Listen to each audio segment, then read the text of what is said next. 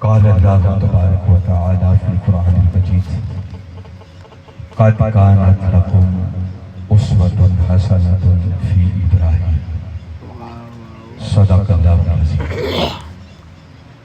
قابل صدر احترام محترم محمد رمضان عربی صاحب، صدر تحریک منہاج القرآن سندھی دیاوالی، واجب الاحترام جناب محترم ماسٹر محمد سلیم صاحب، اور قابل صدر احترام جناب محترم محمد ریاض صاحب، دیگر قابل صدر احترام علماء کرام، معزز مہمانان گرامی، قائدین تحریک منہاج القرآن، اور آج کی اس عظیم الشان محفل میلاد مصطفیٰ صلی اللہ علیہ وآلہ وسلم میں جلوہ افروز جملہ حاضرین مکرم۔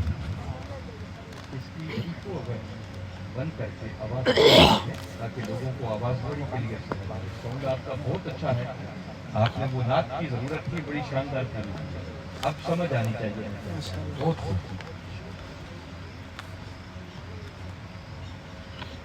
اللہ رب العزت کا لاکھ لاکھ شکر ہے کہ جس نے اپنی توفیق خاص اور حضور نبی اکرم صلی اللہ علیہ وآلہ وسلم کے نالین مبارک کے تصدق سے ہمیں آج کی اس نہایت ہی بابرکت نشست میں حاضر ہونے کی توفیق عطا فرمائی، اور جس حسن نظم، جس خوبصورتی اور جس محبت اور ذوق و شوق کے ساتھ آج کی اس محفل کا اہتمام کیا گیا ہے، میں اس پر اس محفل کے جملہ منتظمین کو بلوں اور محترم محمد ظفر ارائن صاحب بالخصوص، جو ابھی مجھے چند لمحات پہلے بتایا گیا ہے کہ شاید انہوں نے اپنے بچوں کے عقیقے، میری دعا ہے کہ اللہ رب العزت ان کی اس خیرات کو بھی اپنی بارگاہ میں قبول فرمائے، ان کے بچوں کو عمر دراز عطا فرمائے، ان کے گھر میں اپنی خصوصی رحمتیں اور برکتیں نازل فرمائے، اور آج کی اس محفل کو بھی اپنی بارگاہ میں شرف قبولیت عطا فرمائے۔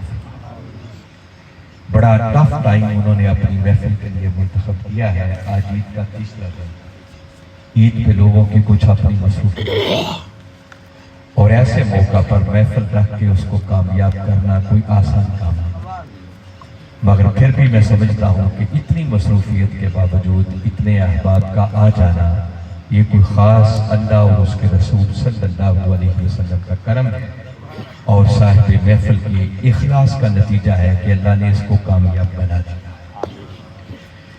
آج کی اس نشست میں گفتگو کے لیے بہت سارے عنوانات تھے، مجھ سے محترم محمد حسین صاحب نے فون میں ان کا ایک اپنا دوست تھا، کسی موقع پر انہوں نے ایک خطاب کو سنا، انہوں نے اس کا حوالہ دیا کہ رانا صاحب میں چاہتا ہوں کہ اگر وہ خطاب آپ یہاں پر ہمیں سنائیں تو بہت مزہ آئے گا۔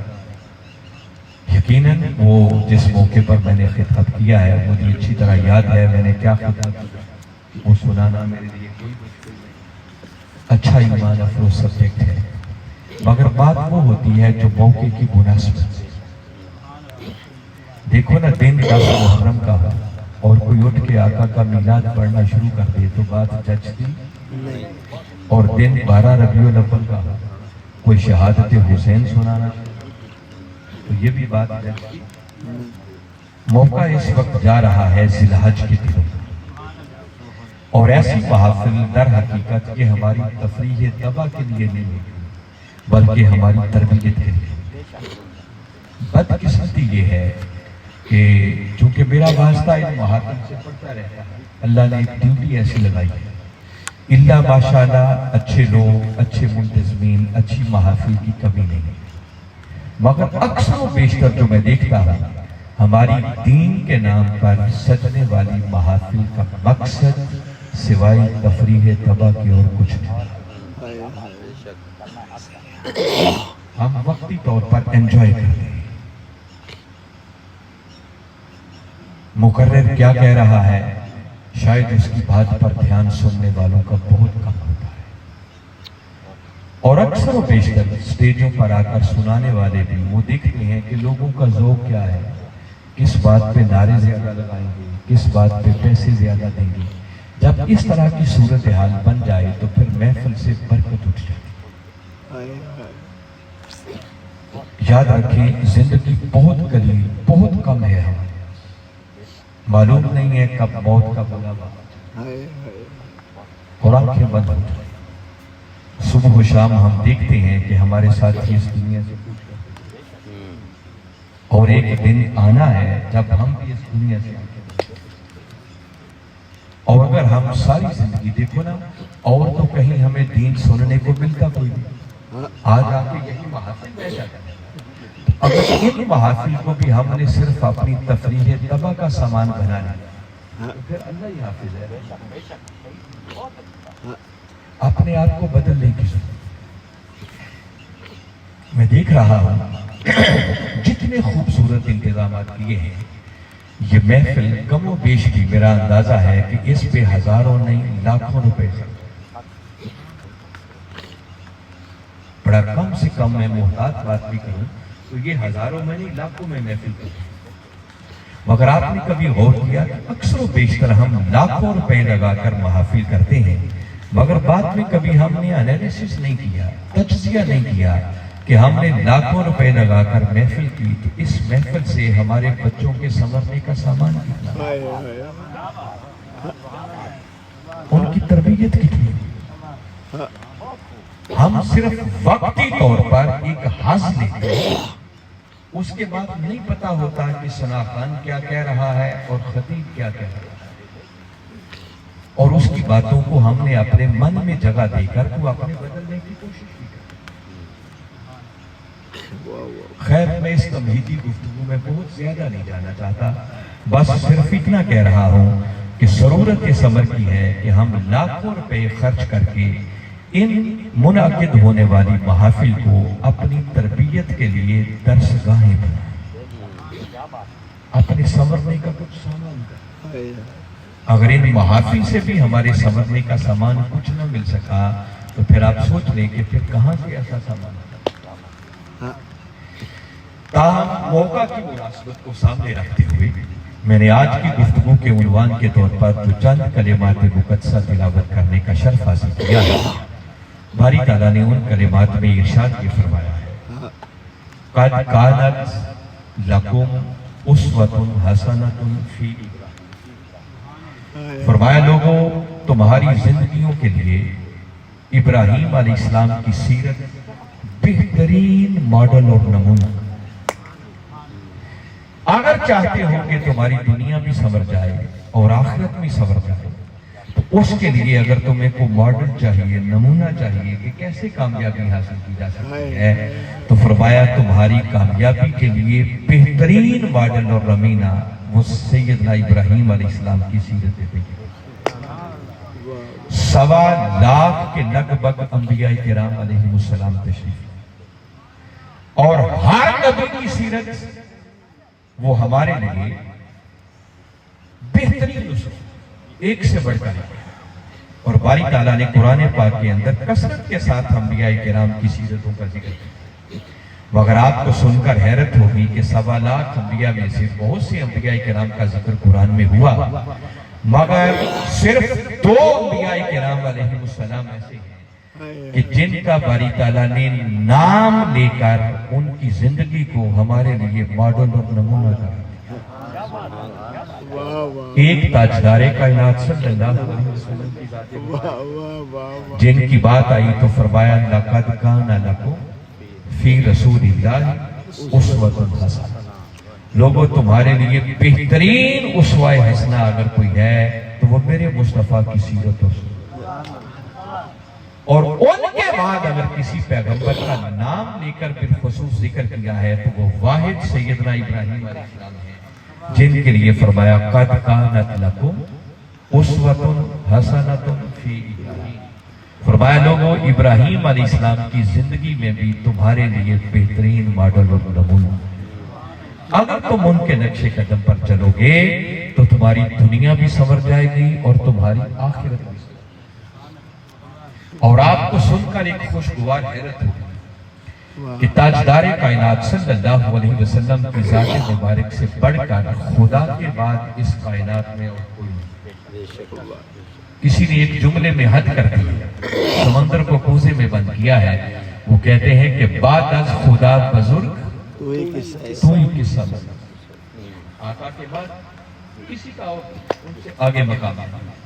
मगर हैरत इस बात पर आपको होगी कि अल्लाह रब्बुल इज्जत ने खुद अपने महबूब मुकर्रम सल्लल्लाहु अलैहि वसल्लम को भी सैयदना इब्राहीम अलैहिस्सलाम के नक्शे कदम पर चलने का हुक्म दिया। आप कभी सोच सकते हैं कि आका को भी बारी ताला ने यूं फरमाया।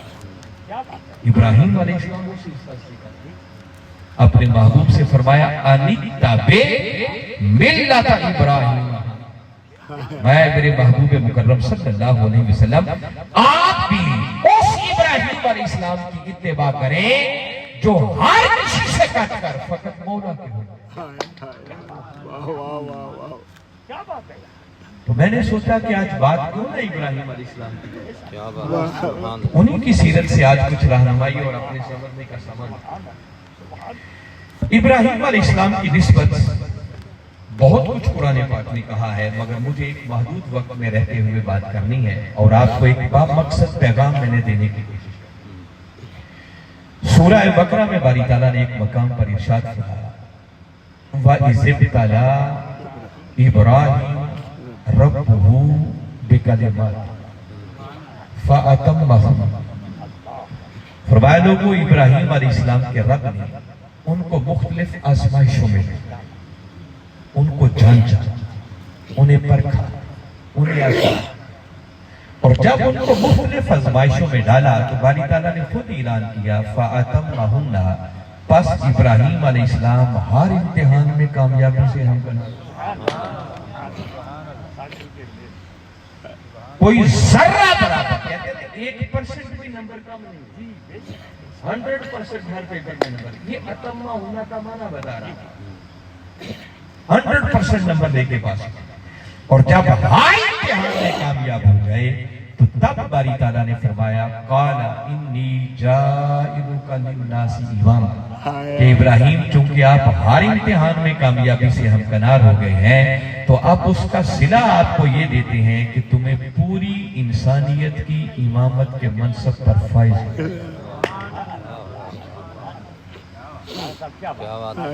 तो बारी ताला ने इब्राहीम अलैहिस्सलाम को इम्तिहानात में डाला, आजमाइशों में डाला, और कामयाब वही होता है जो आजमाइश में कामयाब हो जाए, इम्तिहान में कामयाब हो जाए।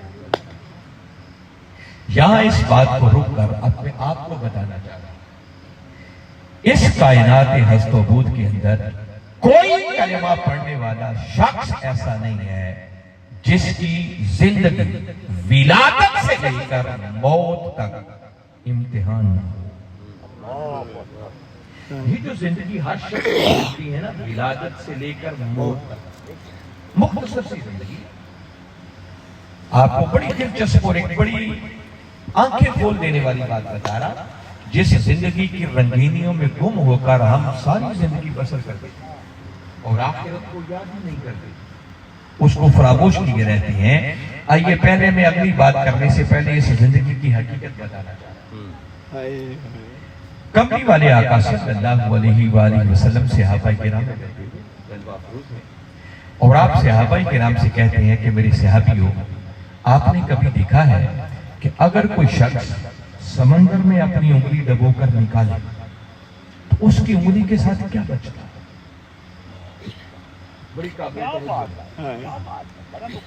इतनी बात की और करके मेरे आका ने खुद फरमाया कि मेरे सहाबियों, वो शख्स जो समंदर में उंगली डबोकर बाहर निकालता है ना, तो फरमाया जो कुछ उसकी उंगली के साथ बचता है वो दुनिया है, और जो पीछे समंदर रह जाता है वो सारी आखिरत। इस दुनिया की बेवुकअती और बेहैसियती का अंदाजा जिसके पीछे हम हमारे फिरते हैं, वो सारी जिंदगी इसी की नजर करेगा। एक और मौका पर मेरे आका सल्लल्लाहु अलैहि वसल्लम सहाबाए किराम के साथ जा रहे थे और मदीना के गिरदो नवा में एक बस्ती थी। उस बस्ती के करीब से जब गुजरे तो आपने देखा कि बाहर गंदगी के ढेर पर एक बकरी का ऐसा मरा हुआ बच्चा जिसका एक कान भी छोटा था। میرے آقا نے جب اس بکری کے مرے ہوئے بچے کو اس گندگی کے ڈھیر پر دیکھا تو آپ رک گئے اور رک کر صحابہ کرام سے فرمانے لگے کہ میرے صحابیوں، کیا تم نے کوئی ایسا ہے جو اس بکری کے بچے کو 1 درہم میں خریدنے کے لیے تیار؟ صحابہ کرام نے سنا تو عرض کرنے لگے کہ آقا اگر یہ زندہ بھی ہوتا نا تو تب بھی اس میں نقص اس کا کام چھوٹا تھا، اب تو مرا پڑا ہے، اسے 1 درہم میں کون لے گا؟ اسے تو مفت لینے کے لیے بھی کوئی تیار نہیں۔ میرے آقا صلی اللہ علیہ وآلہ وسلم نے جب یہ سنا تو سن کر فرمایا کہ ہاں تم نے سچ کہا، اس کے مالک نے اسی لیے اسے حقیر سمجھ کر اس گندگی کے ڈھیر پہ پھینکا، اور اتنی بات کر کے اگلا جملہ سن کر من کی تختیوں پر لکھنے والا ہے۔ میرے آقا نے فرمایا کہ میرے غلاموں، اللہ کے نزدیک اس دنیا کی حیثیت اور وقعت بکری کے اس مرے ہوئے بچے جتنی بھی نہیں، یہ دنیا اتنی بے وقعت اور بے حیثیت۔ میرے آقا نے فرمایا کہ اگر اللہ کے نزدیک اس دنیا کی حیثیت ایک مچھر کے پائے جتنی بھی ہوتی تو اللہ کسی کافر کو پانی کا ایک گھونٹ نہ دیتا۔ جس دنیا کی رنگینیوں میں ہم مارے کرتے ہیں، یہ ہے اس دنیا کی زندگی کا ایک رخ، مگر اس کے ساتھ اب ایک دوسرا رخ آئی۔ اس بات میں کوئی شک نہیں کہ یہ دنیا بڑی بے وقت ہے، آخرت کے مقابلے میں اس کی کوئی حیثیت نہیں۔ آخرت کے لیے باری تعالیٰ نے قرآن پاک میں سورہ بنی اسرائیل میں فرمایا وَلَلْآخِرَةُ نہیں وَلَلْآخِرَةُ أَكْبَرُ دَرَجَاتٍ وَأَكْبَرُ تَفْضِيلًا۔ سورہ بنی اسرائیل کی بات ہے، پہلے باری تعالیٰ نے جھنجھوڑا، فرمایا انظر کیف فضلنا بعضهم علی بعض، فرمایا نادا انسان سوچ غور کر ہم نے کس طرح بعضوں کو بعضوں پر فضیلت دے رہے۔ یہ بنیادی اصول سمجھا کر پھر آگے بات کی وَلَلْآخِرَةُ أَكْبَرُ دَرَجَاتٍ وَأَكْبَرُ تَفْضِيلًا، اور فرمایا لوگوں سن لو کہ آخرت اپنے درجات میں بھی اکبر ہے اور اپنی فضیلت میں بھی اکبر ہے۔ اکبر کا مطلب سب سے بڑی، یہ اکبر کا لفظ وہ ہے جو ہم اللہ کے لیے استعمال کرتے ہیں۔ باری تعالیٰ فرما رہے ہیں کہ آخرت کو معمولی نہ جانو اور اس کے مقابلے میں رہ گئی دنیا، تو وہ میں نے 3 آقا کے فرامین سنائے ہیں، یہ میرا موضوع نہیں ہے کہ کسی کی تفصیل میں جائے۔ آخرت کے مقابلے میں دنیا بڑی بے وقت۔ قرآن پاک نے اس کے 6 مختلف چہرے دیے، فرمایا کہ دنیا کیا ہے؟ کھیل، لعب، پھر کہا وَلَحْوٌ، یہ دنیا تماشا ہے، وَزِینَةٌ، یہ دنیا زینت، وَتَفَاخُرٌ بَینَکُم، اور یہ دنیا آپس میں ایک دوسرے پر فخر کرنے کا نام، اور 5ویں نمبر پر کہا وَتَکَاثُرٌ فِی الْأَمْوَالِ وَالْأَوْلَادِ، اور یہ دنیا مال اور اولاد کی کثرت جمع کرنے کا نام، دنیا جو تم کرتے۔ اور یہ ساری حقیقتیں سمجھا کر اس آیت کے اینڈ میں باری تعالیٰ نے لمبی آیت کریمہ ہے، فرمایا یہ دنیا سوائے دھوکے کے سامان کے اور کچھ نہیں، متاع الغرور، فرمایا کہ دھوکے کا سامان، یہ بندے کو اپنی طرف اس طرح اٹریکٹ کرتی ہے کہ اس مولا سے بندے کو آخرت سے غافل کرتا ہے۔ یہ ایک چہرہ ہے اس کا، مگر آج آپ کو اس کا ایک دوسرا رخ بتانا چاہ رہا ہوں۔ قرآن پاک میں باری تعالیٰ نے یہ بتایا ہے کہ جہاں یہ دنیا بڑی بے وقعت ہے، بڑی بے حیثیت ہے، اس کی کوئی قدر و قیمت نہیں ہے، دوسری طرف فرمایا کہ اس کی اہمیت کا عالم یہ ہے کہ وہ آخرت جو سمندروں کی طرح ہے، جس کی فضیلت کا درجات کا کوئی مقابلہ نہیں کر سکتا، فرمایا اس آخرت کی کامیابی کا سارا انحصار صرف اسی مختصر یہ جو ولادت سے لے کر موت تک انسان کو زندگی ملتی ہے نا، اگر اس زندگی کو کسی نے کامیابی سے ہمکنار کر لیا تو سمجھو اس کی آخرت سمجھ. اور یہ زندگی کیا ہے؟ اب دوسرا رخ بتا رہا ہوں کہ یہ ولادت سے لے کر موت تک ساری کی ساری زندگی یہ مومن کے لیے امتحان ہے. یہ کیا ہے؟ سورہ ملک کی دوسری آیت کریمہ میں باری تعالیٰ نے فرمایا الذی خلق الموت والحیات لیبلوکم ایکم احسن عملا. فرمایا اللہ وہ ہے جس نے موت کو بھی تخلیق کیا اور حیات کو بھی تخلیق کیا. فرمایا یہ موت و حیات کا یہ اللہ نے جو سامان پیدا کیا ہے یہ اس لیے پیدا کیا ہے لیبلوکم تاکہ وہ تمہیں آزمائے, تمہیں جانچے, تمہیں پرکھے. ایکم احسن عملا کہ تم میں سے بہتر عمل کون کرتا ہے. وہ جس زندگی کو اس نے امتحان بتایا ہے نا, موت اور حیات کا ذکر کر کے باری تعالیٰ نے اس کے دونوں اینڈز کو بیان. سورہ کہف کو کبھی پڑھیں, 18واں سورت ہے قرآن پاک کا, اس کی 7ویں آیت ہے. آپ کی توجہ ہے میری بات کی طرف؟ میں چاہتا ہوں آپ کا پورا دھیان میری بات کی طرف ہونا چاہیے. فرمایا اِنَّا جَعَلْنَا مَا عَلَى الْأَرْضِ زِینَةً لَهَا. فرمایا لوگوں جو کچھ اس زمین پر ہے ہم نے اسے اس زمین کے لیے زینت بنایا. کیا بنایا ہے؟ وہ زینت کیوں بنایا ہے؟ آگے فرمایا لِنَبْلُوَهُمْ أَيُّهُمْ أَحْسَنُ عَمَلًا, تاکہ ہم اس زمین کے باسیوں کو, زمین پر رہنے والوں کو آزمائیں, انہیں جانچیں, انہیں پرکھیں کہ ان میں سے کون ہے جو بہتر عمل کرتا ہے. اگر ان دو آیات پر اکتفا کر لیا جائے تو یہ بات طے ہو گئی کہ یہ ساری کی ساری زندگی امتحان ہے. بولیے کیا ہے؟ امتحان. ہم سارے کمرہ امتحان میں ہیں. جیسے کمرہ امتحان میں بیٹھ کر بچے پیپر حل کرتے ہیں نا, جب بندہ پیدا ہو گیا تو سمجھو اس کا پیپر حل کرنے کا وقت شروع ہو گیا, اور جیسے ہی موت کی گھنٹی بجے گی تو بندے کے پیپر حل کرنے کا وقت ختم ہو گیا, اس کے پیپر چھین لیا جائے. وہ بڑی دعائی دے گا, مولا نہیں تھوڑا سا وقت مجھے اور دے دے, مگر وہ کہتا ہے وَلَن يُؤَخِّرَ اللَّهُ نَفْسًا إِذَا جَاءَ أَجَلُهَا.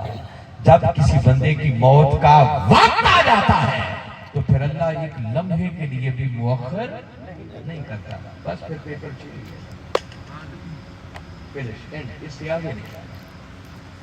تو میں نے زندگی کا دوسرا رخ بتایا کہ یہ جو بندے کو مختصر سی زندگی ملتی ہے, 20 سال مل گئے, 30 سال مل گئے, 50 سال مل گئے, 100 سال مل گیا, یہ ساری کی ساری زندگی امتحان.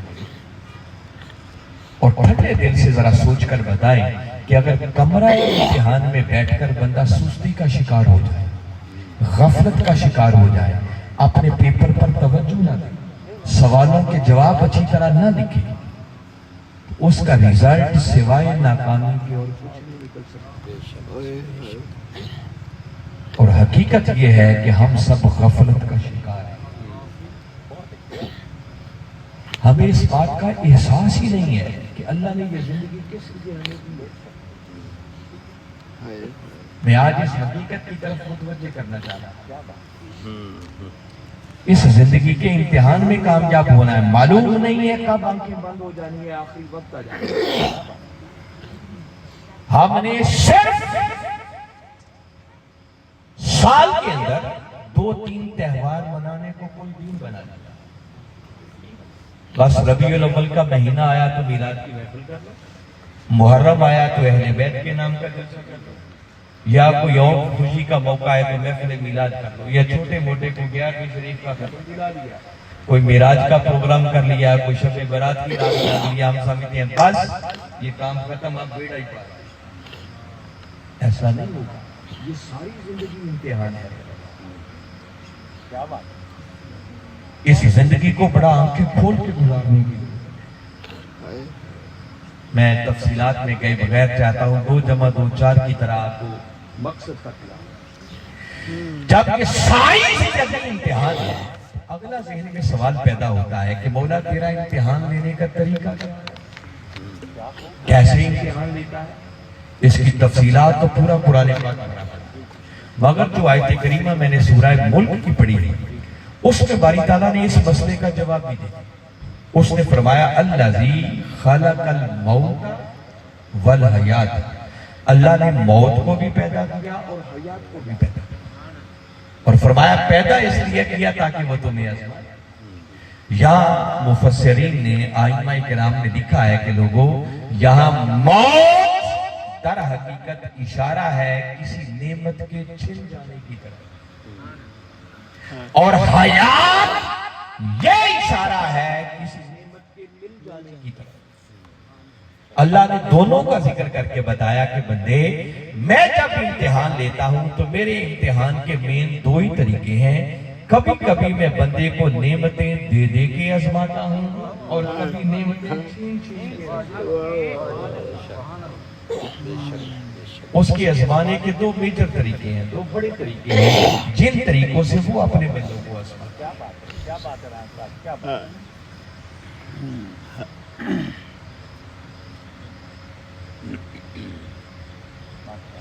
مہمانوں کو سٹیج تک آنے لے لے، میرا خیال ہے میں پھر بات کرتا ہوں۔ نعرہ تکبیر، نعرہ رسالت، نعرہ حیدری، تاجدار ختم نبوت، تاجدار ختم نبوت۔ ہمارے ڈسٹرکٹ جنگ کے عظیم سلاخان محترم فخر عباس تابش وہ تشریف لائے ہیں، ہم ان کو ویلکم کہتے ہیں، خوش آمدید کہتے ہیں۔ ماشاءاللہ یقیناً میرے خطاب کے بعد ان کا عظیم کلام ہوگا۔ ویلکم تابش صاحب، ماشاءاللہ۔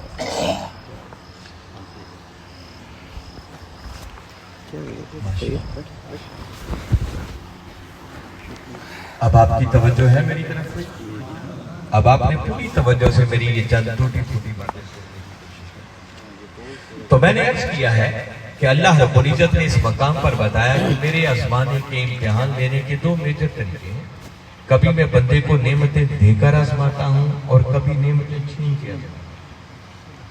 جب نعمتیں دیتا ہوں تو پھر دیکھنا چاہتا ہوں کہ جب نعمتیں مل رہی ہوں تو بندہ فرعون تو نہیں بن جاتا، اس کی گردن میں سریا تو نہیں آتا، وہ اپنے خالق کو بھول گیا۔ اور کبھی نعمتیں چھین کر آزماتا ہوں کہ جب نعمتیں چھن رہی ہوں تو کیا اس حال میں بھی بندہ اپنے مولا کی رضا پر راضی رہتا ہے یا نہیں؟ کہتا ہے میجر طریقے میرے آزمانے کے دل۔ اس کو ایک اور مقام پر باری تعالیٰ نے صراحت کے ساتھ، یہاں تو میں نے تفسیر کی ہے موت اور حیات، وہاں باری تعالیٰ نے ڈائریکٹ بتایا، فرمایا کل نفس ذائقۃ الموت، ہر نفس کو، ہر جان کو موت کا ذائقہ چکھنا۔ باری تعالیٰ بتانا چاہ رہے ہیں کہ موت کی گھنٹی بجے گی تو بندے تیرے پیپر کے حل کرنے کا وقت ختم ہو جائے گا۔ اور ساتھ آگے فرمایا اس آیت کریمہ کے اندر، اگلے کلمات آپ نے سنے نہیں ہوں گے علماء سے، ہم صرف اتنی بات کرتے ہیں کل نفس ذائقۃ الموت، یہ 3 مقامات پر آیا ہے، میں صرف ایک مقام پر کے سنا رہا ہوں۔ فرمایا ہر نفس، ہر جان کو موت کا ذائقہ چکھنا ہے، موت کا وقت آئے گا تو پیپر چھین لیا جائے گا، اینڈ ہو جائے گا۔ اور آگے فرمایا وَلَنَبْلُوكُمْ بِالشَّرِّ وَالْخَيْرِ فِتْنَةً، فرمایا اس زندگی کے اندر ہم بندے کو شر میں بھی اور خیر میں بھی مبتلا کرتے ہیں، کیوں؟ اس لیے تاکہ دو سچویشنز بتائیں، ایک شر کا نام لیا، ایک خیر کا نام لیا، جس کا پھر مطلب کہ کبھی بندے کو بھلائی عطا کر کے آزماتے ہیں، نعمتیں دے کے آزماتے ہیں، اور کبھی شر اس سے نعمت چھین کر نقصان کر کے آزماتے ہیں، کہ کیا ہر دو صورتوں میں بندہ اپنے مولا کی رضا پر راضی رہتا ہے؟ آپ کبھی اپنی زندگی کا جائزہ لیں، ہر لمحے زندگی ان 2 حالوں سے خالی نہیں، یا بندے کو کچھ مل رہا ہے یا بندے سے کچھ چھن رہا ہے، تیسری کیفیت کوئی نہیں۔ کسی کو وہ عزت دے کے آزما رہا ہے، کسی کو ذلت دے کے آزما رہا ہے، کسی کو مال و دولت سے نواز کر آزما رہا ہے، کسی کو غربت میں رکھ کر آزما رہا ہے، کسی کو علم کی دولت سے نواز کے آزما رہا ہے، اور کسی کو جہالت اور تاریکیوں کے اندھیروں میں رکھ کر آزما رہا ہے، کسی کو تخت شاہی پہ بٹھا کر آزما رہا ہے، اور کسی کو رعایا بنا کر ہر شخص کا برا امتحان۔ اگر اس کو ان ڈیٹیل قرآن کی روشنی میں سمجھنا ہو کہ وہ دے کے کیسے آزماتا ہے اور لے کے کیسے آزماتا ہے، ابھی تک اشاروں میں بات ہے۔ آپ نے ایک معروف مقام ہے قرآن پاک کا سنا ہوگا، حضرت سلیمان علیہ السلام ایک دن اپنا دربار لگاتے تھے اور ادھر سے 900 میل دور سے ملکہ سبا آپ کی بارگاہ میں حاضری کے لیے چل رہے۔ میں اس کی تفصیل میں نہیں جا رہا، اصل بات کی طرف لانا چاہتا ہوں۔ آپ اپنے حاضرین سے کہتے ہیں کہ کیا تم میں کوئی ایسا ہے جو اس ملکہ سبا کے یہاں پہنچنے سے پہلے اس کا 900 میل دور پڑا ہوا تخت اٹھا کے یہاں لیا؟ پہلے ایک جن کھڑا، قالا افریت من الجن انا آتیک بہ قبل ان تقوم من مقام۔ جن کھڑا ہو کے عرض کرنے لگا کہ اللہ کے پیغمبر اگر اجازت ہو تو آپ کی نشست برخاست ہونے سے پہلے وہ 900 میل دور پڑا ہوا تخت اٹھا کے لا سکتا۔ آپ نے فرمایا اتنی تاخیر سے نہیں چاہیے، جلدی چاہیے۔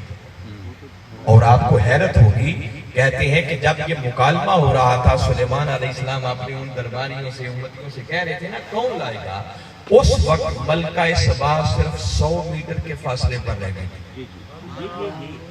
یہ نہیں کہ ابھی وہ گھر سے چلے، اتنا فاصلہ میں بتا رہا ہوں، کیا ہوتا ہے 100 میٹر؟ شاید یہ آپ کی باؤنڈری ہے جہاں آپ نے شروع کیا تھا، اور آپ کہہ رہے ہیں کون ہے کہ اس کے آنے سے پہلے؟ جن کھڑا ہو کے کیا کہتا ہے؟ نشست ختم ہونے سے پہلے۔ آپ نے فرمایا وہ تو پہنچ گئی، جلدی چاہیے۔ جن نے اگلی آفر نہیں، جس کا مطلب وہ اس سے جلدی لانے پر قادر نہیں تھا۔ لا سکتا ہوتا تو کہتا اچھا حضور جلدی لا دی، اس کی پرواز جواب دی۔ پھر آپ کا ایک اور امتی کھڑا ہو، قرآن نے اس کی تعریف صرف اتنی کی ہے، وقال الذی عندہ علم من الکتاب۔ ایک وہ شخص کھڑا ہوا جس کے پاس سلیمان علیہ السلام پر اترنے والے صحیفے کے علم میں سے تھوڑا سا علم۔ کیا کہنے دی، واہ واہ واہ واہ۔ وہ کھڑا ہوا اور عرض کرنے لگا انا آتیک بہ قبل ان یرتد الیک طرفک۔ اے اللہ کے نبی اجازت ہو تو آپ کی پلک جھپکنے سے بھی پہلے 900 میل دور پڑا ہوا تخت لا کے حاضر کر دے۔ اس نے یہ نہیں کہا کہ آپ ذرا آنکھ بند کریں کھولیں تو تخت ادھر ہوگا، نہیں، قبل ان یرتد الیک طرفک۔ وہ کہتا ہے کہ ابھی آپ آنکھ بند بھی نہیں کرنے پائیں گے، تخت ادھر ہوگا۔ اور خالی بات نہیں کی، چونکہ سلیمان علیہ السلام فرما تو چکے تھے کون لائے گا، بس ادھر بات کی ادھر تخت حاضر کر دیا۔ اور قرآن آگے کہتا ہے فَلَمَّا رَآهُ مُسْتَقِرًّا عِندَهُ۔ جیسے ہی سلیمان علیہ السلام نے اس تخت کو اپنے سامنے موجود پایا، اب اگلا جملہ سلیمان علیہ السلام کا، سلیمان علیہ السلام بے ساختہ بول اٹھے، قَالَ هَذَا مِنْ فَضْلِ رَبِّي۔ واہ، فرمایا یہ جو میرا ایک امتی پلک جھپکنے سے بھی پہلے 900 میل دور پڑا ہوا تخت اٹھا کر لے آیا ہے، فرمایا لوگوں یہ سارے کا سارا میرے رب کا فضل ہے۔ کیا ہے؟ رب کا فضل ہے۔ اب یہاں تک بھی آپ واقعہ سنتے رہتے ہیں، اصل جملہ ایسے آ گیا جس کے لیے میں نے یہ واقعہ سنا۔ اتنی بات کر کے آگے سلیمان علیہ السلام کی زبان مبارک سے جو کلمات نکلے ہیں، اللہ نے قیامت تک کے لیے ان کا قرآن کا حصہ بنا رکھا۔ آگے وہ کہتے ہیں لِيَبْلُوَنِي، وہ امتحان کی بات بتانا چاہتا۔ سلیمان علیہ السلام کہتے ہیں اللہ نے یہ جو مجھ پر اتنا فضل کر رکھا ہے، کرم کر رکھا ہے کہ میرے ایک ادنا سی امتی کو یہ شان اور مقام عطا کیا۔ تو سوچو نا، جس امتی کے پاس ان پر اترنے والے صحیفے کے علم میں سے تھوڑا سا علم ہو، اس کی پرواز کا یہ عالم، تو خود سلیمان علیہ السلام کی پرواز کا عالم کیا ہوا؟ ان کی تو بات ہی نہیں ہو رہی ہے۔ وہ کہتے ہیں یہ جو اللہ نے کرم کر رکھا ہے، میرے غلاموں کو یہ شان عطا کر رکھی ہے، یہ سب کچھ اس لیے ہے کہ اللہ یہ سب کچھ دے کر مجھے آزمانا چاہتا ہے، اشکر ام اکفر، کہ اس نعمت کے ملنے پر میں اس کا شکر ادا کرتا ہوں یا کفران نعمت کرتا ہوں۔ تو وہ کبھی کبھی بندے کو یوں نعمتیں دے کر آزماتا ہے۔ کہ جب نعمتیں مل جائیں تو بندہ نعمتوں کے ملنے پر شکر ادا کرتا ہے یا فرعون بن جاتا ہے، گردن میں سے کیا آ جاتا ہے، خدا کو بھول جاتا ہے۔ یہ اس کے دیکھر آزمانے کا طریقہ میں نے، اور دوسرا میں نے بتایا کبھی کبھی وہ نعمتیں چھین کے آزماتا، یہ بھی سورہ بقرہ میں قرآن میں لکھا باری تعالیٰ زور دے کے تاکیدات کے ساتھ باری تعالیٰ نے بات کی۔ آیت نمبر 155 ہے، فرمایا وَلَا نَبْلُوَنَّكُمْ بِشَيْءٍ مِّنَ الْخَوْفِ وَالْجُوعِ وَنَقْصٍ مِّنَ الْأَمْوَالِ وَالْأَنفُسِ وَالثَّمَرَاتِ، یہ جو ہے نا لَنَبْلُوَنَّكُمْ، یہ لام بھی تاکید کے لیے ہے، نون سفیلہ بھی تاکید کے لیے۔ فرمایا بندے یہ ہو ہی نہیں سکتا کہ تم ایمان کا دعویٰ بھی کرو اور پھر ہم تمہیں آزمائیں گے۔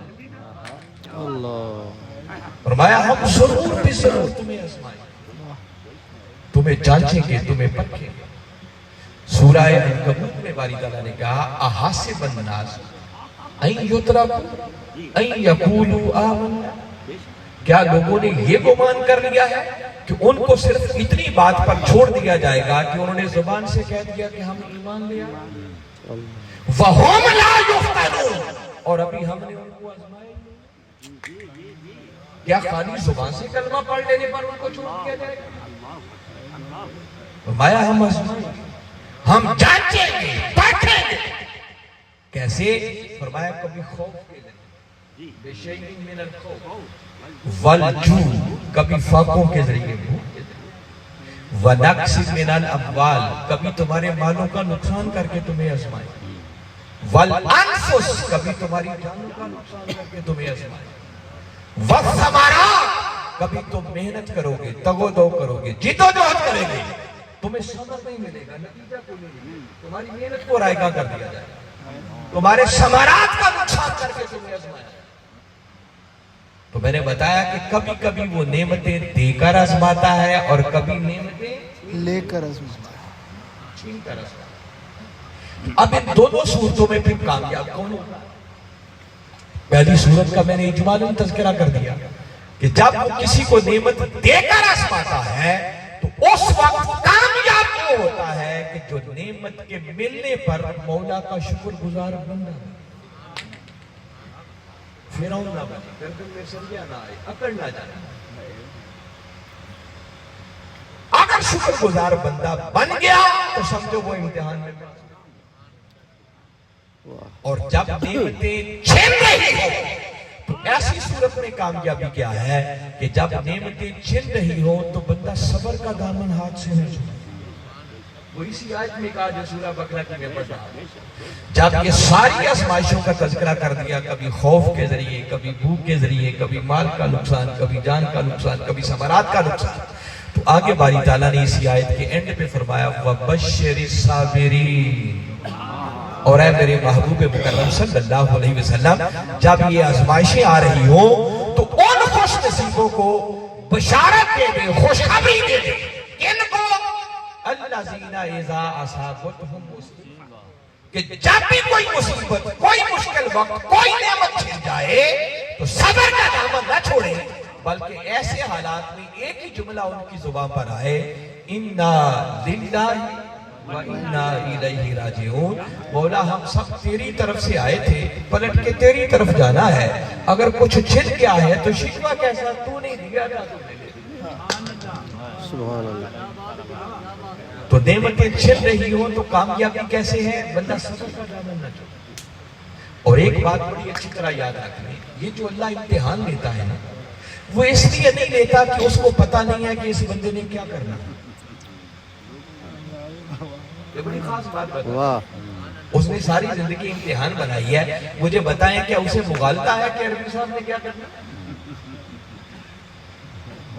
ہمارے ریاض صاحب نے کیا کرنا ہے اسے کوئی مغالطہ؟ وہ خالق ہے، ہمارے بنانے والا ہے، اس کو ہر کسی کے بارے میں پتا ہے کہ کس نے کیا کرنا ہے، مگر پھر بھی کیوں آزماتا ہے؟ اس کی صرف آج دو وجوہات آپ کو بتا رہا ہوں۔ ایک آزمانے کی وجہ یہ ہے، وہ چاہتا ہے کہ بندے کا امتحان لوں، اگر بندہ امتحان میں پاس ہو جائے تو اس پر مزید کرم کے دروازے کھول دو،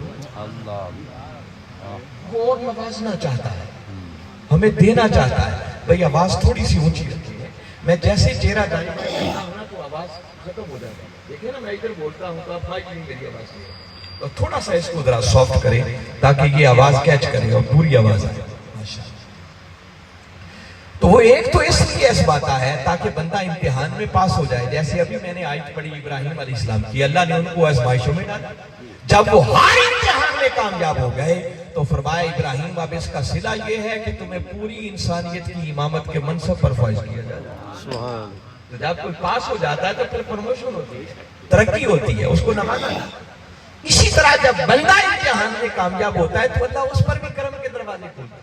देखो नेमत मिली, कामयाबी क्या थी कि बंदा शुक्र अदा करे।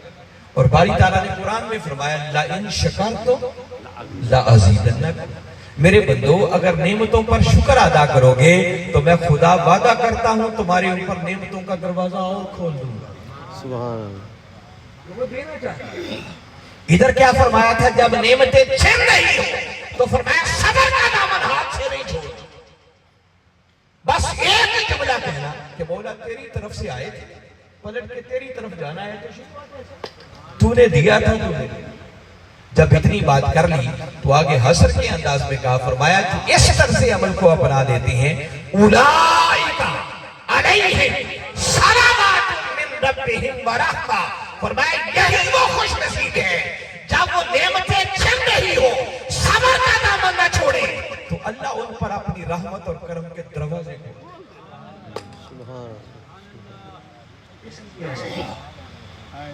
और दूसरी रीजन शॉर्टली एक जुमले में बता देता हूं, वो अजमाता इसलिए है कि कल कोई बंदा खड़ा होकर कोई और शिकवा ना कर दे कि इस बंदे पर इतने करम के दरवाजे खोल दिए, क्यों खोल दिए। वो बताना चाहता है ऐसे नहीं खोले इसलिए कि ये इम्तिहानों में पास हुआ, किसी को इतराज की गुंजाइश ना बचे, वो सबको सेटिस्फाई करना चाह रहा है। हालांकि अगर वो ना करे तो उससे कोई पूछने वाला मुझे बताएं क़यामत वाले दिन उसको कोई जरूरत है कि हमारे अमाल नामे हमें दिखाता दे, वो जो चाहे फैसला करता।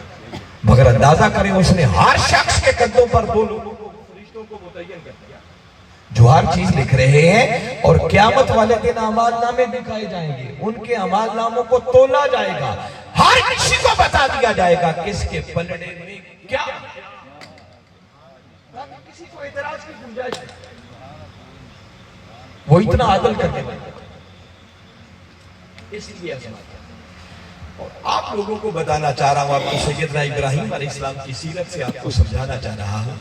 याद रखें जिंदगी तो उसने इम्तिहान बनाई है, बस आंखें खोल कर जियो, हर वक्त कॉन्शियस रहो कि मैं किस से क्या डीलिंग कर रहा हूं।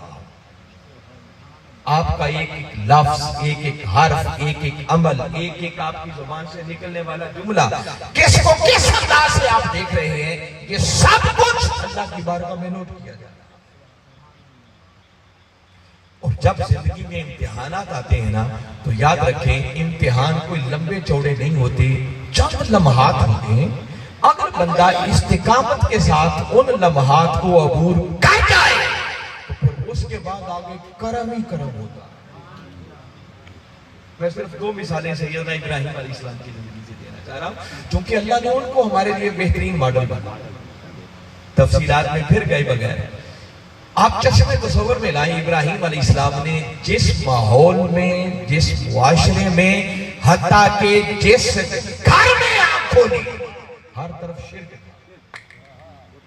आपके वालिद गिरामी तो आपकी विलादत से पहले पर्दा करते थे, वो एक खुदा के मानने वाले। अल्लाह। आपके चचा और आपका चचा सिर्फ बुत परस्ती नहीं था बल्कि वो बुत फरोश था, बुत बना बना कर बेचा करता था। उस माहौल में आपने हर तरफ बुतों की पूजा। आज लोग कहते हैं ना कि उन लोगों का क्या कसूर है जिनको इस्लामी माहौल ही नहीं मिला, किसी ने इस्लाम की दावत नहीं दी और वो कुफर के रास्ते पर चल गए। उनका कसूर क्या, उनको क्यों गिरफ्तार? जरा दयानतदारी से मुझे बताएं, इब्राहिम अलैहिस्सलाम को किसी ने आकर दावत नहीं? मैं बता रहा हूं जैसे घर में आंख खोली वहां भी शिर्क था हर तरफ। अल्लाह ने एक खुदा को मानना हर शख्स की फितरत में रखा। اور کروڑوں اربوں خربوں دلائل ہیں، جدھر دیکھو اس ایک خدا پر وہ دلالت کرتا ہے۔ اور اگر انسان ہی اپنی آنکھیں بند کر لے، اپنے کانوں کو بند کر لے، اپنے دل اور ذہن سے سوچنا ہی بند کر دے، تو اس میں خدا کا کوئی قصور نہیں۔ ابراہیم علیہ السلام نے وہی سب کچھ جو ان کی فطرت میں رکھا تھا، بس اسی کو چھوڑے سے کرتے۔ آپ نے اپنے چچا سے ٹکر دی، اپنے خاندان سے ٹکر دی، اپنے معاشرے سے ٹکر دی، اور جب ان کی تبلیغ سے وہ راہ راست پر آنے کے لیے تیار نہیں ہوئے نا، تو آپ نے جو جملے بھی کہے کہ تمہارے ان جھوٹے خداؤں کا کچھ نہ کچھ انتظام ضرور کرو۔ پھر آپ نے کر ڈالا، جب وہ اپنے خاص کسی تہوار پر میلے پر گئے تو آپ ان کے بت خانے میں داخل ہو گئے، کسی جھوٹے خدا کی ٹانگ کاٹ دی، کسی کا بازو کاٹ دیا، کسی کی آنکھ نکال دی، کسی کا کان کاٹ دیا، سب کا دیا پہنچا کر کے وہ کلہاڑا جو بڑا بت تھا اس کے کندھے پر پلٹ کے واپس آئے۔ اب ذرا چشم تصور میں لائیں، ان کے جھوٹے خدا ہیں، جھوٹے تو ہم کہہ رہے ہیں، وہ تو ان کو خدا ہی سمجھتے ہیں، اور کسی کے خدا کو گالی دے کے دیکھے ہوتا کیا؟ قربان جائیں ابراہیم علیہ السلام کی جرت پر، استقامت پر۔ ہمارے ہاں تو یہ ہے کہ جو برسر اقتدار پارٹی ہوتی ہے نا، ان کے کتے کو بھی کوئی روڑا نہیں مارتا، وہ بھی سوچ سمجھ کے مارتا ہے کہ میرے ساتھ سلوک کیا ہوا۔ اور قربان جائیں ابراہیم علیہ السلام کی جرت پر، ان کے جھوٹے خداؤں کو دیا پہنچا۔ واپس آئے، انہوں نے جب اپنے جھوٹے معبودوں کا یہ حال دیکھا تو ایک دوسرے سے پوچھنے لگے کہ کس نے کیا؟ سب کی زبان پر ایک ہی جملہ تھا کہ وہ ایک جوان ابراہیم ہے، وہ ایسی باتیں کرتا تھا کہ یقیناً اسے نے کیا ہوگا۔ پوچھا ابراہیم تم نے کیا؟ روا مجھ سے کیا پوچھتے ہو، اسی بڑے سے پوچھو۔ یہ قرآن کی آیت کا ترجمہ بتا رہا ہے، صرف وقت بچانے کے لیے تفصیل میں نہیں جا رہا۔ کہنے لگے ابراہیم تو جانتا ہے کہ بولتے نہیں۔ آپ نے فرمایا تو پھر تمہاری سوچ میں خود کہتے ہو کہ بولتے نہیں ہیں۔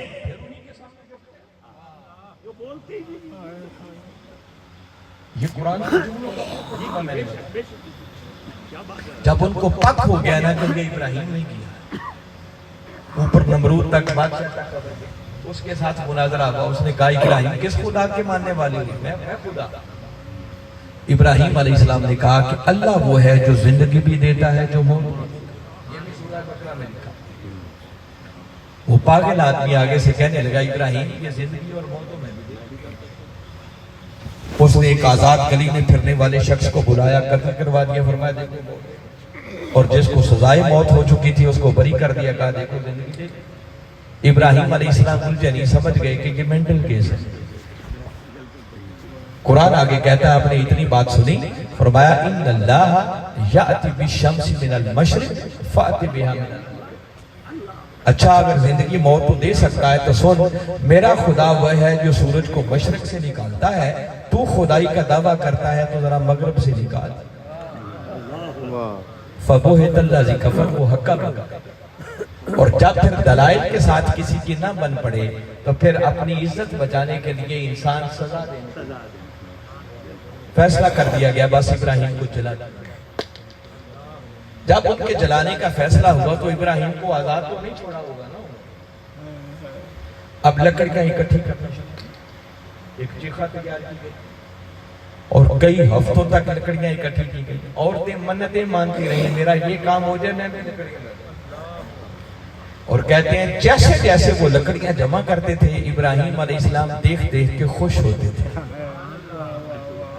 کسی نے پوچھا ابراہیم تمہارے جلانے کا اہتمام کر رہے ہیں تم خوش ہوتے؟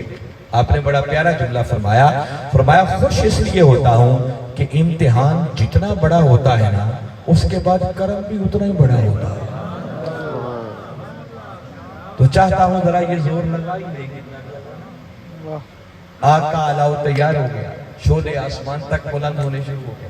اب پرابلم بنی کہ ابراہیم کو پھینکیں کیسے؟ قریب کوئی نہیں جا سکتا۔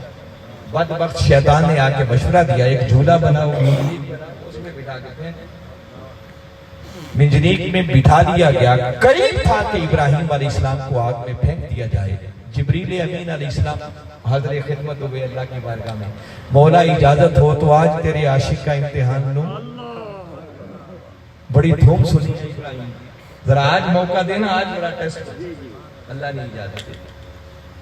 جبریل امین علیہ السلام آئے, آ کر عرض کی کہ ابراہیم آگ میں جا رہے ہو, بڑا مشکل وقت آ گیا, کوئی میرے لائق حاجت ہو تو بتائیں کیا مدد کر سکتا. ابراہیم علیہ السلام نے سنا, سن کر فرمایا جبریل ویسے تو بندہ ہے ہی سراپا حاجت, مگر سن لے ایسی کوئی حاجت نہیں ہے جس کے لیے تیری مدد کی ضرورت.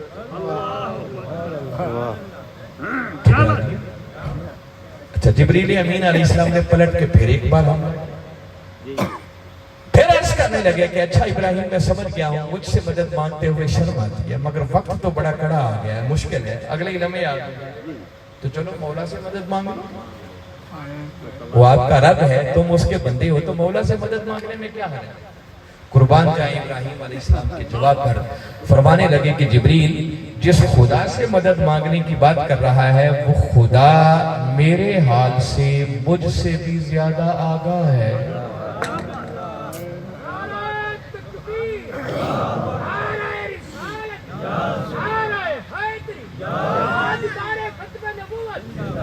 فرمایا جرم تو میں نے کوئی نہیں کیا نا, دنکے تو اسی کی توحید کے بجائے اسی کا نام بلند کیا ہے نا, اور اب اگر وہ اسی میں راضی ہے کہ ابراہیم آگ میں جل جائے تو اس کی رضا کی خاطر ابراہیم آگ میں جلنے کے لیے بھی تیار.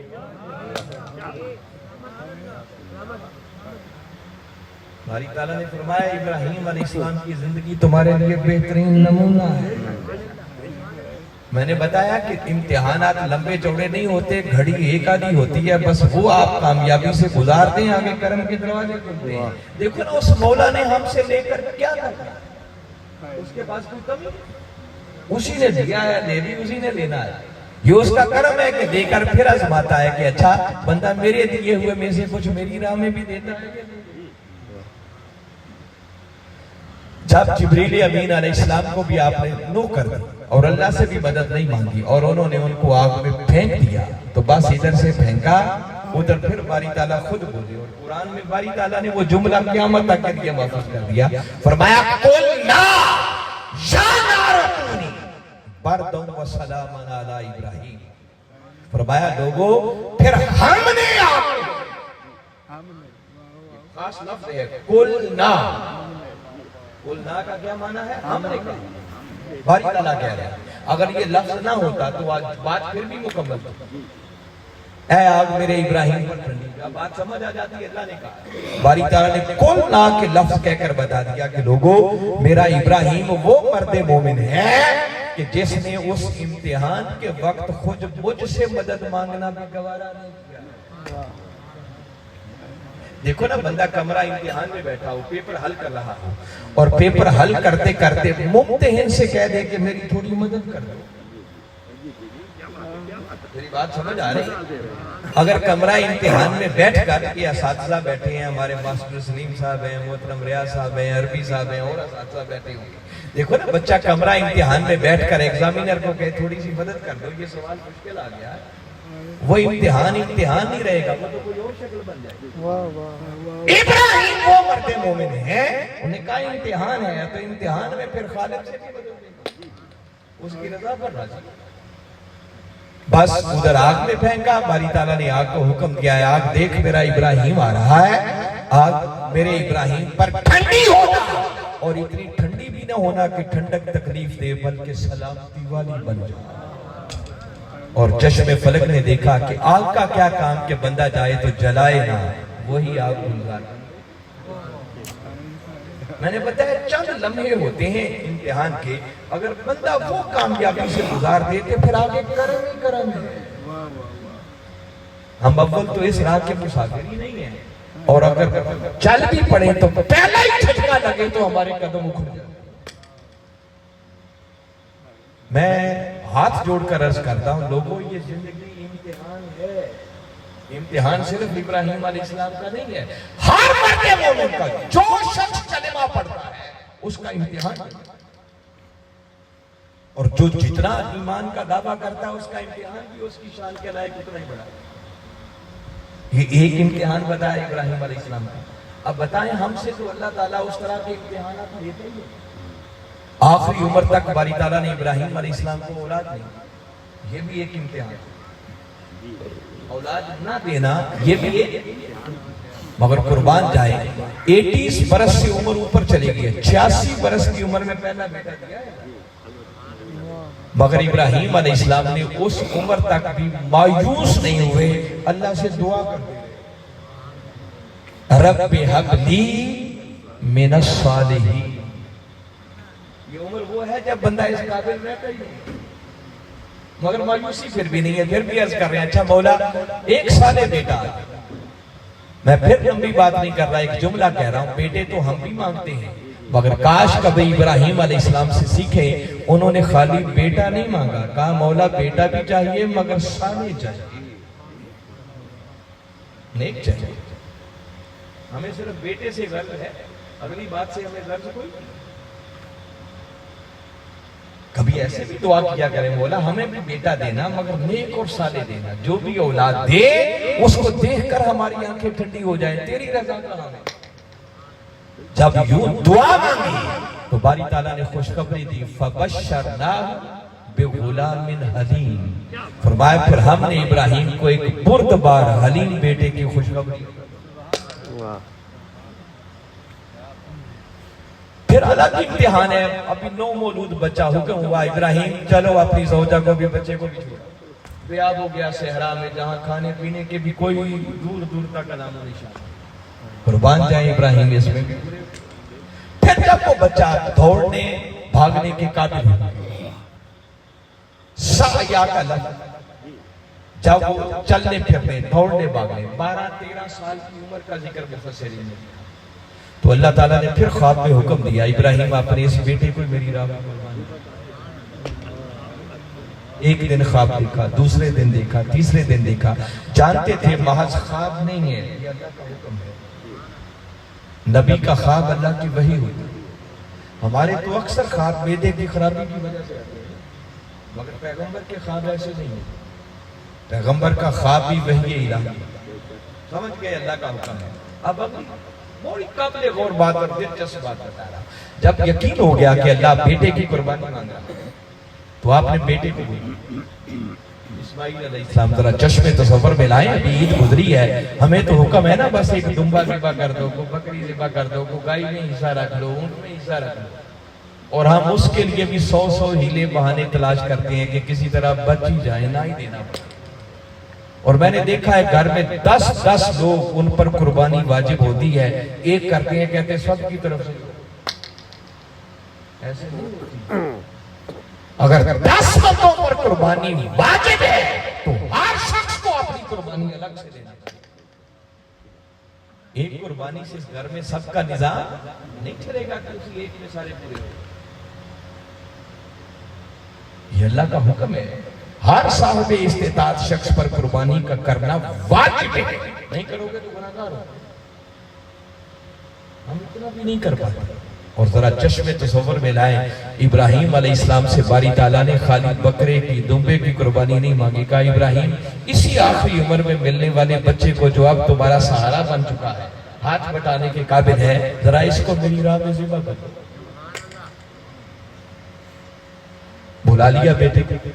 اب قرآن کے الفاظ ہیں، ابراہیم علیہ السلام فرمانے لگے، اللہ نے یہ جملے بھی قرآن میں محفوظ کر رکھے ہیں، اور یاد رکھیں اس نے صرف ہمیں کوئی تفریح تباہ کے لیے نہیں کہ ہم پڑھ کے انجوائے کریں، قرآن کا ایک ایک حرف ہمارے لیے ہدایت ہے، رہنمائی ہے ہمارے لیے۔ ابراہیم علیہ السلام کہنے لگے، قال یا بنی انی اری فی المنام انی اذبحک فانظر ماذا، فرمایا بیٹے میں نے خواب دیکھا ہے تو میں اللہ کی راہ میں ذبح کر رہا ہوں، فانظر ماذا تری، بیٹے اب تو اچھی طرح سوچ لے، غور کر لے، اور غور کر کے بتا اب تیری کیا مرضی ہے۔ سنزیلیہ والی والوں، میں ایک سوال پوچھتا ہوں، اب ابراہیم علیہ السلام مشاورت کر رہے ہیں بیٹے سے، بفر سے بحال اگر اسماعیل علیہ السلام آگے سے نو کر دیتے، ابا جان میں تو قربان ہونے کے لیے تیار نہیں، تو کیا پھر ابراہیم علیہ السلام انہیں قربان نہ کرتے؟ یہ تو ہم سوچ نہیں سکتے کہ وہ پیغمبر اور اللہ کے حکم کی نافرمانی، یہ نہیں ہو سکتا۔ تو سوال یہ ہے کہ پھر بیٹے سے پوچھا کیوں، مشاورت کیوں، پکڑ دے ذبح کر دیتے۔ ابراہیم علیہ السلام ایک تو جائزہ لینا چاہ رہے تھے کہ جس بیٹی کی تربیت کر کے یہاں تک لایا ہوں، ذرا دیکھو نا آج بیٹا جواب کیا دیتا ہے۔ اور یہ وہی کرتا ہے جس نے تربیت کا حق ادا کیا۔ اور جن والدین نے کبھی سوچا ہی نہ ہو بیٹا جدھر جاتا ہے چلتا بیٹا، انہوں نے کیا سوچنا ہے؟ ابراہیم علیہ السلام سے سیکھو، اولادیں جواب کیسے دیتی ہیں، انہوں نے والدین کی فرمانبرداری کیسے کرنی ہے، یہ سب کچھ بعد میں ہے۔ والدین کا فریضہ پہلے ہے، ان کے لیے خود رول ماڈل بنائیں، گھر کے ماحول کو اتنا اچھا بنائیں کہ بیٹے بچے خود بخود اس ماحول سے دین سیکھتے چلے۔ اولادوں کے لیے پہلی درسگاہ وہ ماں کی گود اور گھر کا ماحول۔ اگر باپ 5 وقت کی نماز نہیں پڑھتا، کبھی صبح اٹھ کے قرآن کی تلاوت فجر کی نماز پڑھنے کی توفیق نہیں ہے، اور سوچے کہ بیٹا تہجد گزار بن جائے، تو یہ کبھی ممکن خود کو بدلنا ہوگا، پھر اولادیں زیادہ۔ خیر یہ ایک الگ سبجیکٹ ہے۔ تو ابراہیم علیہ السلام نے پوچھا، اس لیے پوچھا کہ ذرا دیکھو نا بیٹا کیا جواب دے۔ اور دوسری ایمان افروز بات بتانا چاہتا ہے، اصل اس میں ایک بہت بڑی حقیقت پوشیدہ ہے۔ ابراہیم علیہ السلام نے بیٹے سے اس لیے مشاورت کی کہ مجھے تو حکم ربانی ہو چکا ہے، میں نے تو بیٹے کو قربان کرنا ہی کرنا ہے۔ بیٹے سے اس لیے پوچھا کہ اگر بیٹا بھی اسے حکم خدا سمجھتے ہوئے خود قربان ہونے کے لیے تیار ہو جائے تو عمل تو ایک ہی ہونا ہے، اس میں بیٹے کے بھی درجات بڑھ جائیں گے۔ مجھے تو یہ کام کرنا ہی کرنا ہے، اگر اس کی بھی رضامندی شریک ہو جائے، شامل ہو جائے، اور یہ بھی خود حکم خداوندی سمجھ کر قربان ہونے کے لیے تیار ہو جائے، تو اللہ اس پر بھی کرم کے دروازے کھولے۔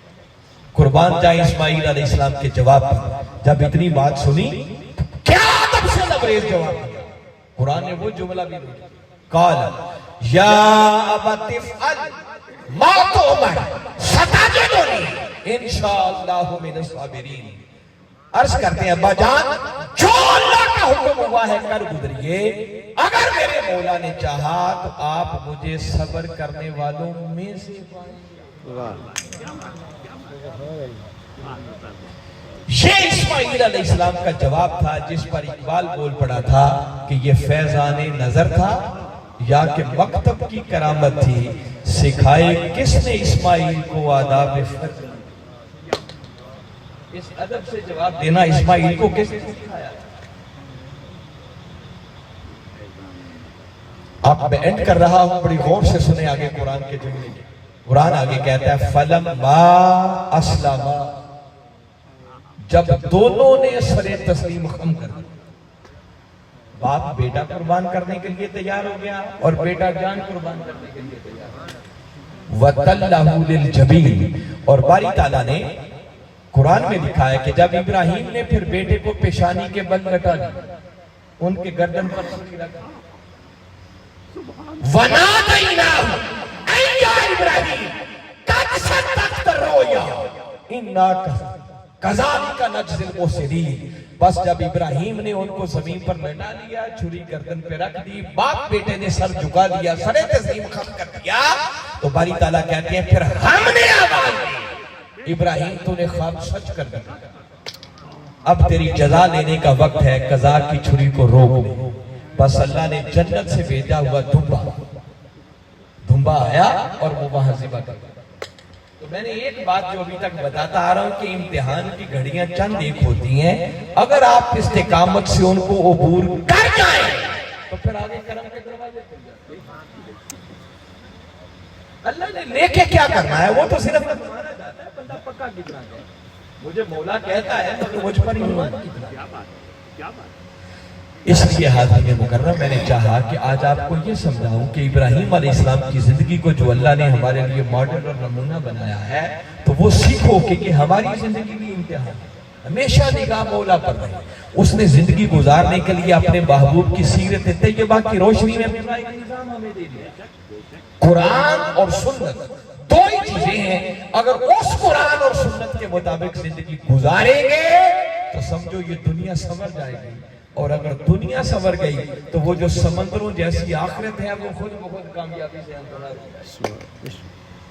اور اگر اس زندگی میں آنکھیں نہ کھولی، اپنی آخرت کی فکر نہ کی، اپنے آپ کو اللہ اور اس کے رسول کے سپرد نہ کیا، اور واللہ یہ بتا رہا ہوں خود کو اللہ اور اس کے رسول کے سپرد کر کے دیکھو، ان کے بتائے ہوئے احکامات کے مطابق زندگی گزارو، خدا کی قسم زندگی میں حسن آ جائے گا۔ سبحان اللہ۔ وہ یہ نہیں کہیں گے کہ آج سے کھانا بند، آج سے کاروبار بند، آج سے بزنس بند، سارا کچھ چلتا رہے گا، بس یہ ہے کہ یہ دھیان رکھنا ہے، وہ کہتے ہیں کھاؤ مگر حلال کھاؤ، حرام نہیں کھاؤ، کاروبار کرو مگر کسی کو دھوکہ نہ دو، فراڈ نہیں کرو، دیانتداری سے چلو، بڑوں کا ادب کرو، چھوٹوں سے پیار کرو، 5 وقت کی نماز ادا کرو، اللہ نے زکوٰۃ فرض کیا، زکوٰۃ دو، رمضان کے روزے ہیں تو روزے رکھو، اللہ نے استطاعت دیا تو بیت اللہ کا حج کرو، اور جو جو احکامات دیے ہیں اللہ کے کسی حکم پر عمل کرنے سے خدا کی قسم میں ایک ادنا سا طالب علم ہونے کے ناطے بتا رہا ہوں آپ کا نقصان کوئی نہیں ہوگا اور فائدے اتنے ہوگے جو تمہاری عقل سوچ بھی نہیں سکتی۔ بس یہ ہمارے ایمان کمزور ہے جو ہم اس راہ پر چلتے نہیں ہیں، ہم نے صرف اپنی تفریح طبع کے لیے سالانہ پروگرام رکھ لیے ہیں، بس سال بعد میلاد کا جلسہ کرو، بیڑا ہی پار، اللہ اجر دے دے گا، مگر خالی بیڑے پار ایسے نہیں ہوتے، بیڑے پار تب ہوتے ہیں جب ساری کی ساری زندگی کو اللہ اور اس کے رسول کے احکامات کے تابع کر دو، ورنہ ایک ایک لمحے کا حساب دینا پڑے گا۔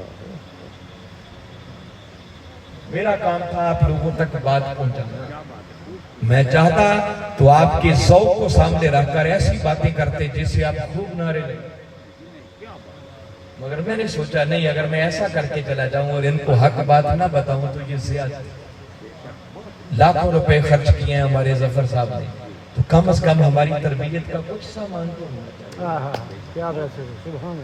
میں امید کرتا ہوں کہ میری باتوں کو پھینکیں گے نہیں، اپنی زندگیوں میں چینج لائیں، تبدیلی لائیں، خدا کی قسم جینے کا مزہ آئے گا۔ ہم نے کبھی یہ زندگی جی کر دیکھا نہیں، موت نہیں ہے، جس دن موت آئی بس ایک نئی دنیا آنکھیں کھلے گی، پھر بندہ حسرت سے کہے گا، قرآن کہتا ہے، پھر کہے گا مولا تھوڑی سی مہلت دے دینا، ذرا تھوڑا صدقہ کر دو، خیرات کر دو، میں بھی نیک اور صالح بن جاؤں۔ کہا جائے گا نہیں بندے اب ایک لمحے کی بھی مہلت نہیں، میں نے قرآن بھیجا تھا، اپنے محبوب کو بھیجا تھا، آپ تک باتیں پہنچتی رہی، عمل کے لیے میں نے بہت محنت کی۔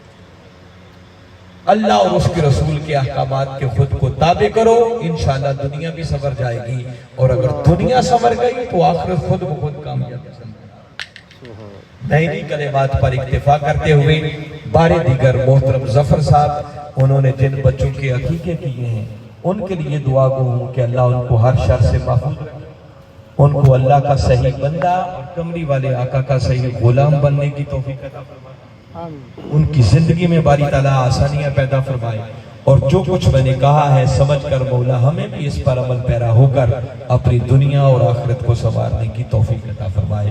وما علینا الا البلاغ۔